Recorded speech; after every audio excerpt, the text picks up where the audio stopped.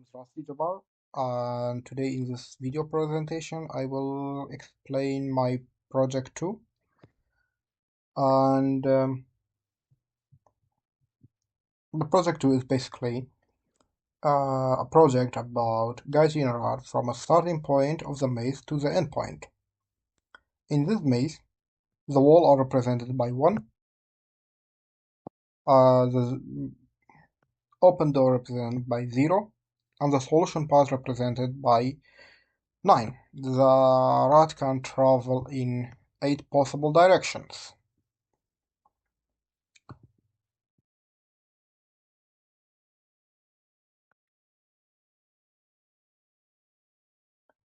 And I use a method called recursive backtracking because it's simple to use and work well with the mazes that have one solution path.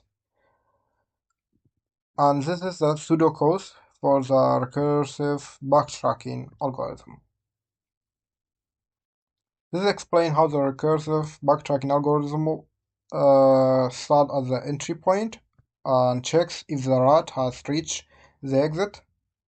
If it finds exit, it marks the path as part of the solution. If not, it tries all the possible directions from the current position. If it hits a dead end, it goes back and tries another direction. That's why it calls backtracking. And this is the code I have written for this project. I have 3 classes. My main class, maze solver class, this one. Just make it a little bit smaller so we can see all of it. That's too much.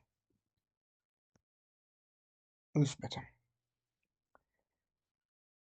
So this class contains the logic to solve the maze. The function solve use recursive to explore all the possible paths. If the current position is valid and hasn't been visited yet, it marked as part of the solution.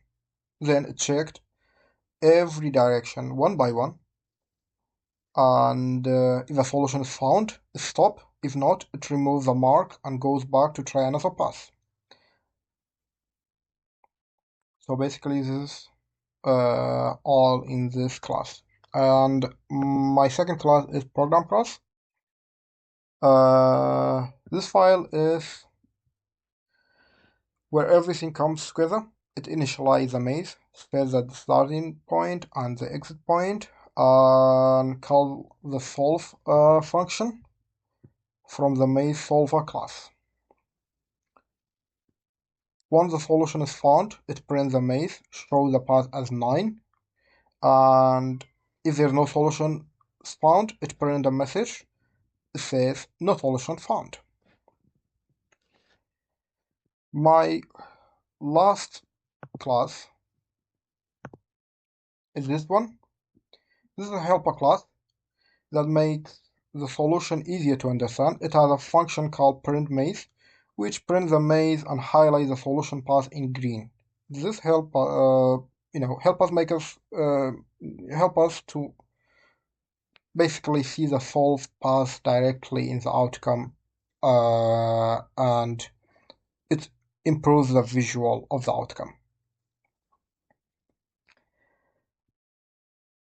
Returning to the Word document, I have written some test cases.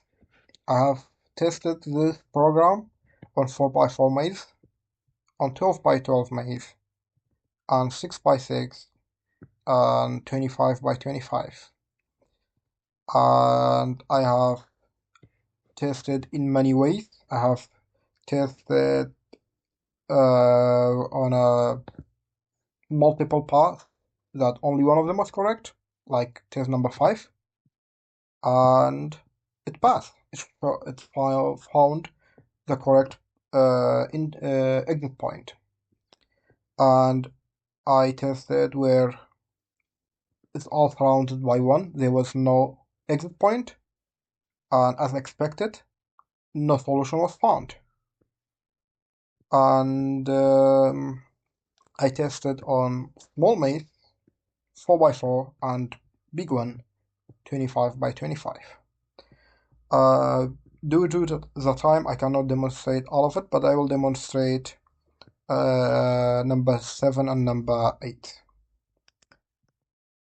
which is testing the program on a big maze.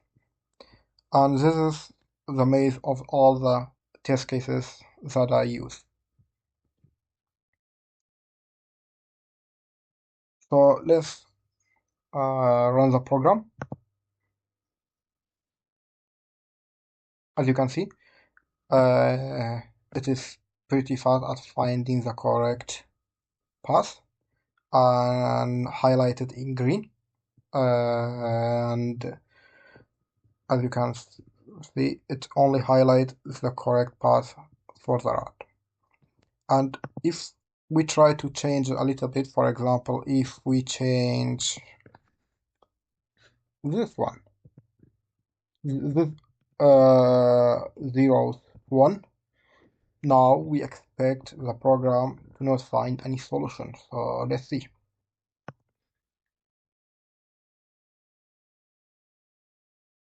Okay, as expected, no solution was found because we disconnected the path between the zeros with wall, which is represented by 1. Returning to the Word document. This is my formative feedback. And in conclusion to this project, demonstrate how to solve a maze using recursive backtracking. It's a simple, effective method for this type of problem. The program has been tested with a variety of mazes, and it consistently gives the accurate result. I hope you like it, and I hope I spoke clearly and you understand me. Thanks so much for watching this.